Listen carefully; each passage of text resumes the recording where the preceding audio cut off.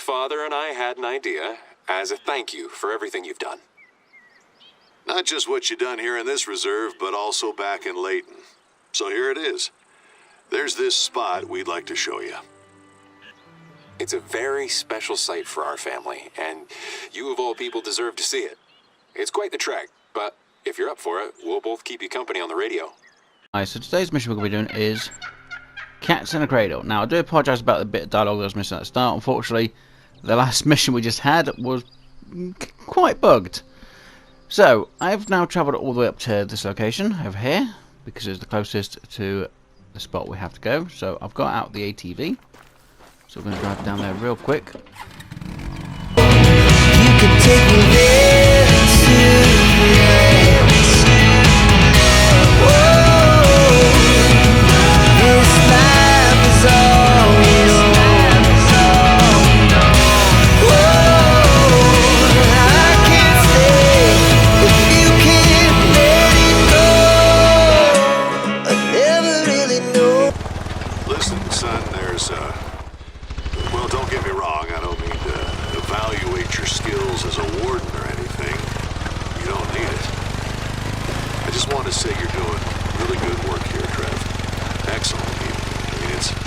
you love this place and you take care of it.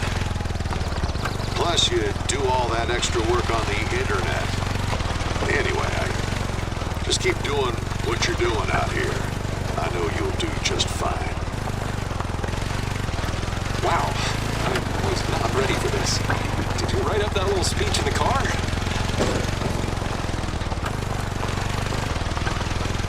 Jokes aside, I love sharing what people like us care about, passing along what I learned.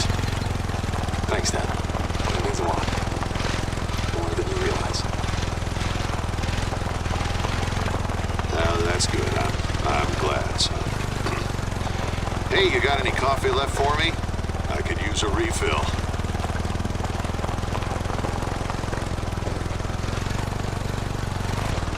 The camp, the view isn't anything special, but my father and I built it together ages ago. Remember? Oh, of course I remember. It was your first year here. That whole area to the north is like far off and demanding, and we're both getting tired. So we decided to set up camp for the night. When I saw you building it, I remember thinking, that's it, Colton. He's not a kid anymore. When you're a parent, you always think you have all the time in the world with your kids, but you don't. You try to juggle work, your kids' homework, and everything else.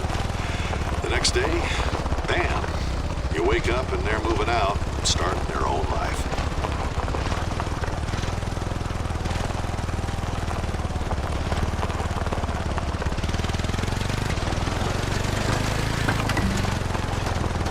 Juggling work and the rest every day. It's like, I'll do that tomorrow, or give your old man a call. I'm starting to understand how tough that must have been for you. Me too. I always say I'm too busy, and I don't even have kids yet. When you were a kid, sometimes you get mad at me for not taking the time to play with you. And I hated seeing you like that.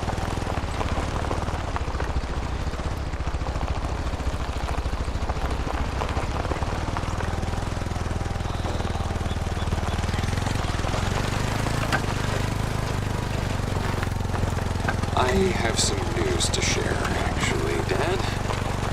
I've been dying to tell you, but it was face-to-face kind of news.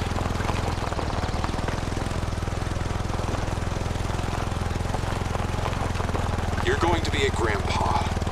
Sam and I are having a baby daughter. Really? Oh my God, I can't believe it. Ha. Congratulations. Really, I am so happy for you two. That is, oh, wow. Oh, when's the due date? End of February. Thank you so much. Now do you get why I kept nagging you about coming over?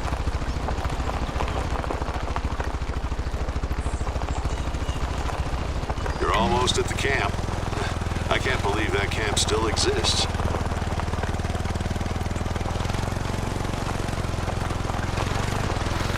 I remember Trev and I had a good talk the night we built it. We talked a little bit about your mom. Remember, Trev? You know, about back home. I've been going back and fixing it up every now and then. That way hunters can use it if they need to.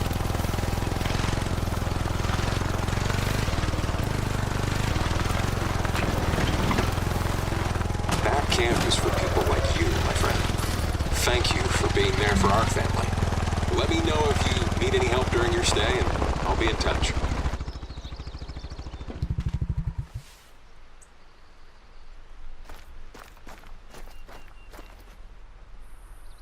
Put the campfire. Okay.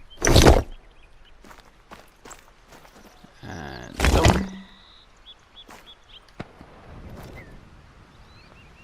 Tell you what, Dad. How about you and I go and hike to the camp in a few days and spend a couple nights there? I'll show you how it's done over here. Deal.